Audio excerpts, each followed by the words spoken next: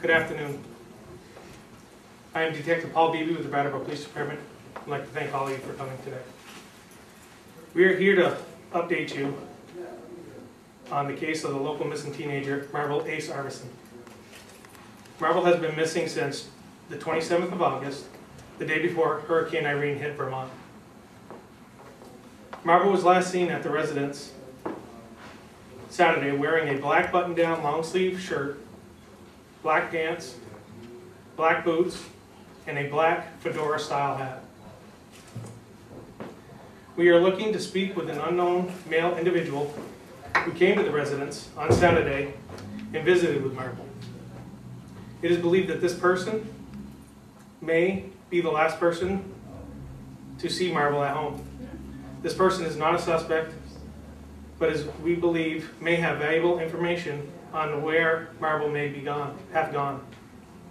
We urge the individual or anyone who has information about the individual to call the Brattleboro Police Department at 802-257-7950 or at the tips line 802-251-8188.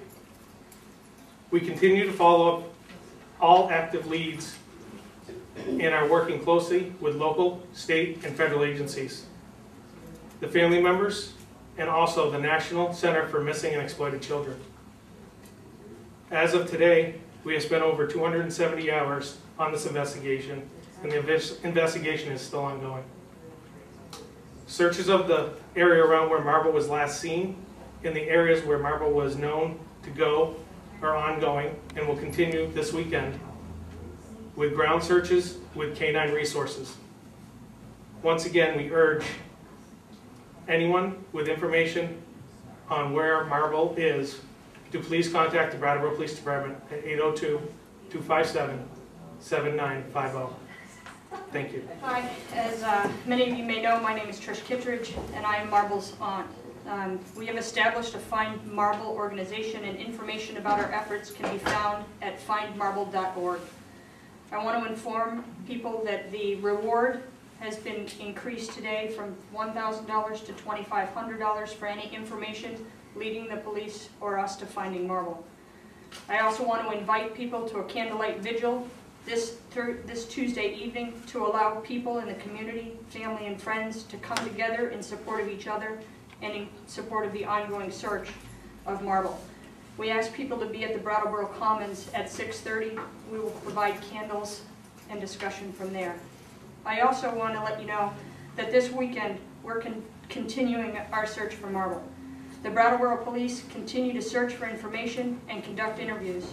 Due to the size of the Brattleboro Police Department and the scale of multiple events in southern Vermont, they are accepting gladly additional resources to conduct the large-scale ground searches. That is why we are asking you for your help. Please come join us in our search for Marble. Volunteers are asked to meet at 9 o'clock Saturday morning at the Chelsea Royal Diner to help us continue our search.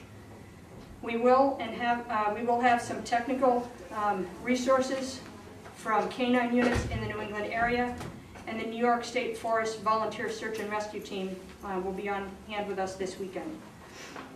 I want to thank you for your assistance in helping us find Marble. I also want to take a minute to talk about our last conference, our last press conference, where there were questions raised about Marble's living conditions. I refused to answer those questions at the time based on an agreement between DCF and the family not to disclose information that may be sensitive to Marble's living circumstances. But due to the fact of an article printed in the Burlington Free Press today, that information is out. I still feel this information is inappropriate to disclose and inform, but I want to be clear and consistent with the information going out to the public so that we can stay focused on the facts. My nephew, 17-year-old Marble Arvidson, is missing, and we need help finding him. Family First came into Marble and Sigrid's life many years ago to provide support to the family. Pat Cataldo became his big brother and mentor, and as the situation became more apparent, he became more involved in the foster care program. Families First has been involved in his life, continuing through now.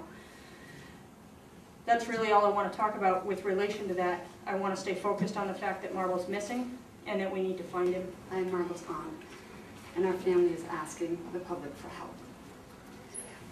I was always, like many of you, watching missing children on TV and while praying for the child and the family's safe return. I was always thankful that it was not my child or someone in my family. As you have heard, there is still an unknown person out there that last saw Marble, and we are asking the public to help us find this person. He is not a suspect, but may have critical information that could help to bring Marble home.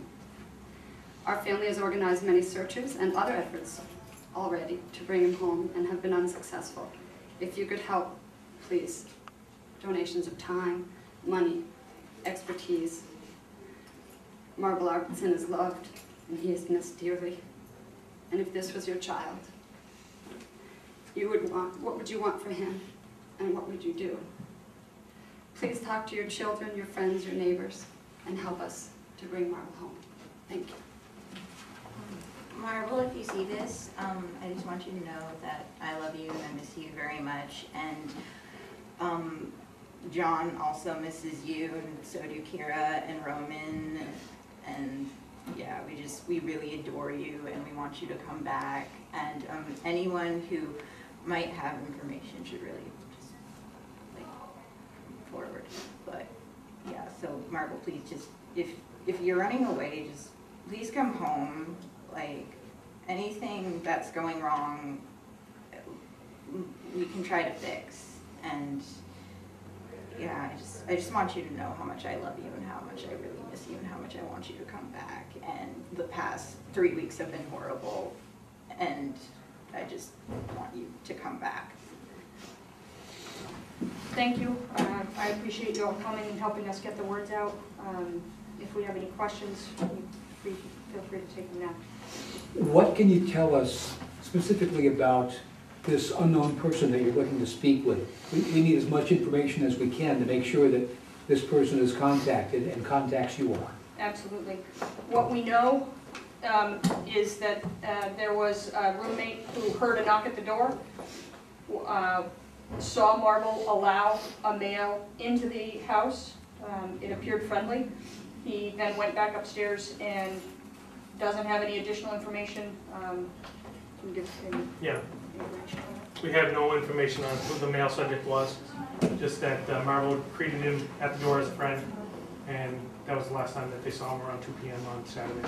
Was it an adult, another teen? Or? It was another person around Marble's age.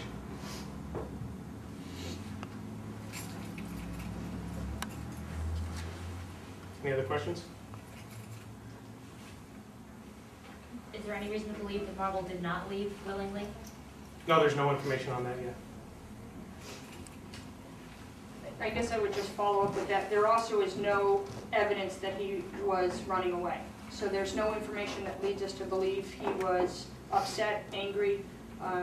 He had a date that night with his girlfriend. He had left a note saying that he was coming back. So there's no evidence of foul play, but we also have no indication that he was leaving without the intention of coming back. Thank you. Do you think his disappearance is completely separate from the storm sweeping in? With him leaving the day before the storm hit, it could, we don't know. Right now it's still the big question. Were any searches made when the water level was lowered in the Connecticut River? Were there any searches of the river done? Searches of the river were not done at that date. Is there any indication as to why Families First would feel that the information that they released would be helpful to this investigation? You would have to ask. Yeah, I can't comment on why they released that. My name's Sigrid. So, Marble, as a family, as a very big extended family, has a mixed family and is very loved, has brothers and sisters who are also with me in spirit. This is a difficult thing for younger people to fathom, so I appreciate the courage that it takes to speak up and step forward flashy up here. What I'd like to add is that knowing that when the stakes get high in looking for somebody, knowing that these are difficult and strange, scary times for everyone. This storm has really knocked a lot of people off their block of foundation. We have established ways for anonymous tips to be dropped off in different locations. You can make a phone call and leave a message. You can type something and put it in a box at the co-op or at the headquarters. You can just leave an anonymous tip. If you've seen something, or if you've heard something, or if you remember something, or if there's anything that it's difficult for you to share personally, if you, in fact, have some information about Saturday afternoon and what Marble had been doing, or what might have started as something and turned into something else. At this point, those details are really irrelevant. And the fact that something horrible is resting in here, in this room, call it purple elephant, whatever, something hurts. Everybody is feeling that. Everybody is missing him. And everybody is worried. And I can only imagine that if someone is walking around and has some kind of information and is really too difficult to share, please, I really invite you to just do what you can. Give it to somebody else. Leave it somewhere to be found. Get that off of your chest. It's all right. It's all right to say it. Everybody's hurting from this experience. It's not just Marble who's affected. Obviously, we are. Obviously, other people in our community are. I look forward to seeing you searching and at the vigil. And please, please, please, I really invite you and welcome you to come forward with any information, regardless of the cash bonus involved. If you want to put a symbol on it and it's your tip, get your money, whatever. The point is not to let this just hover. Thank you. That's it. Thank you all for coming. Thank you.